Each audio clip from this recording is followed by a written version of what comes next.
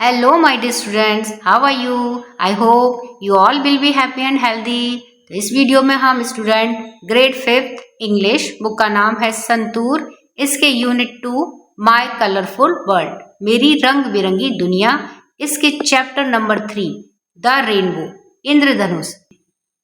तो इस चैप्टर का हम हिंदी में अर्थ इस वीडियो में देखने वाले हैं। तो आइए चलिए वीडियो शुरू करते हैं। तो चैप्टर नंबर 3 है द रेनबो। तो बच्चों द रेनबो क्या है? एक पोयम है। तो पहले हम इसको गाते हैं, उसके बाद में हम इसका एक्सप्लेनेशन देखेंगे हिंदी में। तो चलिए स्टार्ट करते हैं। लेट अस रिसाइट, चलिए गाएं। Boat sails on the rivers, boat sails on the rivers and ship sails on the seas, but clouds that sails across the sky are prettier far than these. There are breezes on the rivers, there are breezes on the rivers, as pretty as you please, but the boat that breezes heaven, but the boat that breezes heaven, and overtops the trees, and builds a road from earth to sky, and builds a road from earth to sky is prettier far than these. और इस poem की writer कौन है? Christina Rossetti. अब हम इस poem का explanation देखते हैं हिंदी में। तो let us recite. Boats sail on the rivers, boats यानी नावें, बोट यानी होती है एक नाव और बोट्स यानी बहुत सारी नावें। सेल्स यानी तैरती हैं या चलती हैं। ऑन द रिवर्स, रिवर के ऊपर, नदियों के ऊपर। तो नावें कहाँ चलती हैं? नदियों के ऊपर चलती हैं। नावों को इसीलिए बनाया जाता है कि नदियां अगर पार करनी है, नदियों में एक जगह से दूसरी जगह जाना हो, तो हम ट्रांसपोर्ट के लिए क्या साधन यूज में लेते हैं? बोट्स को यूज में लेते हैं। तो बोट्स कहाँ चलती हैं? नदियों के ऊपर चलती हैं या तैरती हैं। तो देखिए हम इस पिक्चर में भी देख रहे हैं, ये क्या है? ये बोट्स है। और ये क्या है? ये रिवर है, नदी है। तो देखिए इस नदी के अंदर क्या है? बोट्स तैर रही हैं, बोट्स चल रही है। And ship sail on the seas, ships यानी जहाज, सेल यानी तैरते हैं या चलते हैं। ऑन द सीज, सीज यानी होते हैं समुद्र। तो जहाज कहाँ पर चलते हैं? समुद्र में चलते हैं। यहां पर देखिए ये क्या है? ये सी का है। ये पिक्चर किसकी दिखाई है? सी की है। और ये क्या है? ये शिप्स है। ये देखिए एक ये रहा और एक ये रहा। क्योंकि शिप्स जो होते हैं वो बहुत बड़े बड़े होते हैं, तो इनको चलाने के लिए जो समुद्र होता है वो भी बहुत विशाल होता है, बहुत बड़ा होता है। तो जहाज कहाँ चलते हैं? समुद्र में चलते हैं। But clouds that sail across the sky, but लेकिन क्लाउड्स यानी बादल, दैट जो कि सेल्स तैरते हैं, अक्रॉस द स्काई पूरे आसमान में, उनके लिए कोई लिमिट नहीं है, वो पूरे आसमान में तैरते हैं बादल। जैसा कि देखो इस पिक्चर में हम देख सकते हैं, यहां पर देखो पूरे आसमान बादलों से भरा हुआ है। तो क्लाउड्स कहाँ सेल करते हैं, कहाँ तैरते हैं? पूरे आकाश में।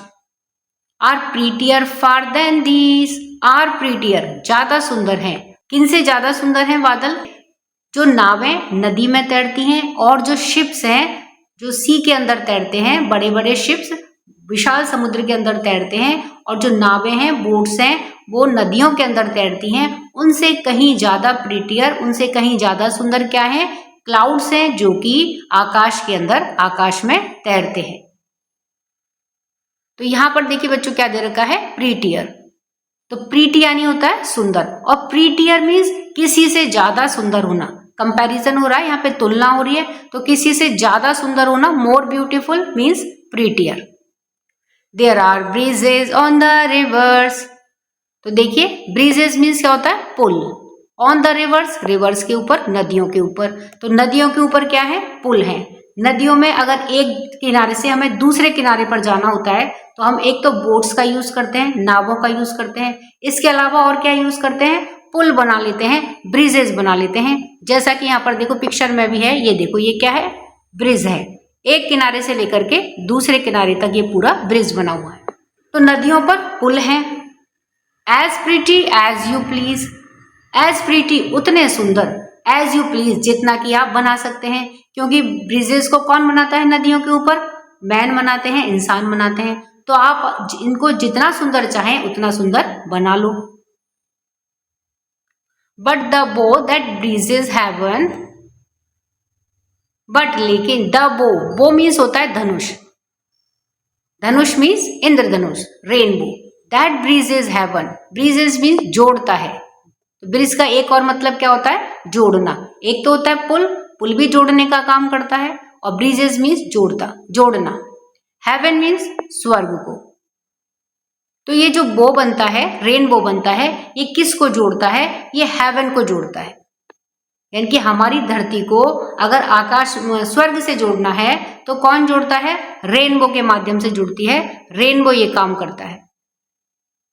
यहां पर देखिए पिक्चर में हम देखें, ये देखिए बच्चों, आप सभी जानते होंगे ये रेनबो है जिसमें 7 कलर्स होते हैं। 7 कलर्स से मिलकर के ये रेनबो बनता है। और यहाँ पर ये देखो, ये धरती से लेकर के ये पूरा आसमान है, और यहाँ ये वापस से हमारी अर्थ है। And over tops the trees, over tops यानी कि और ज्यादा ऊपर, द ट्रीज पेड़ों के, और ये पेड़ों से भी बहुत ज्यादा ऊपर होता है। रेनबो बहुत ऊपर बनता है आकाश में, अर्थात ये पेड़ों से भी बहुत ऊंचा होता है, ये पेड़ों को भी पार कर जाता है। And builds a road from earth to sky, और एक बिल्ड करता है रोड को, कहां पर रोड को बनाता है? फ्रॉम अर्थ टू स्काई, हमारी अर्थ से लेकर के, हमारी पृथ्वी से लेकर के स्काई आकाश तक में ये एक रोड बनाता है, एक पुल बनाता है। Is prettier far than these, is prettier कहीं ज्यादा सुंदर है, फार देन दीज इन सभी से। तो क्या ज्यादा सुंदर है? ये रेनबो ज्यादा सुंदर है, फार देन दीज इन सबसे, किन सबसे? कि जो ब्रिज हमने बनाए हैं नदियों के ऊपर एक जगह से दूसरी जगह जाने के लिए, उन सबसे सुंदर कौन सा ब्रिज है? ये जो रेनबो बनता है हमारी धरती को आकाश से जोड़ने के लिए, हेवन से जोड़ने के लिए, स्वर्ग से जोड़ने के लिए, ये जो रेनबो बनता है ये ज्यादा प्रीटियर है, ये कहीं ज्यादा सुंदर है। तो स्टूडेंट, ये तो हमने इसका एक्सप्लेनेशन देख लिया कि इस पोयम का अर्थ क्या है। अब इस पोयम का सेंट्रल आइडिया क्या है, इसका मुख्य उद्देश्य क्या है, ये पोयम क्या कहना चाहती है, इसको हम एक बार देखते हैं।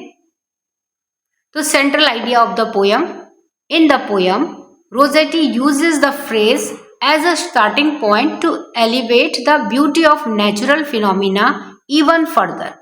तो इस पोयम में जो रोजेटी है, यानी कि जो इसकी राइटर है, वो शुरू में ही फ्रेजेस को यूज कर लेती हैं, क्योंकि वो जो नेचर की सुंदरता को और ज्यादा एनहांस तरीके से दिखाना चाहती हैं, बताना चाहती हैं। She says that there is a big differences between God made things and man made things. और वो क्या कहती हैं कि यहाँ पर एक बहुत बड़ा डिफरेंस है, एक बहुत बड़ा अंतर है भगवान के द्वारा बनाई हुई चीजों में और इंसान ने जो चीजें बनाई हैं उनमें बहुत ज्यादा डिफरेंस है।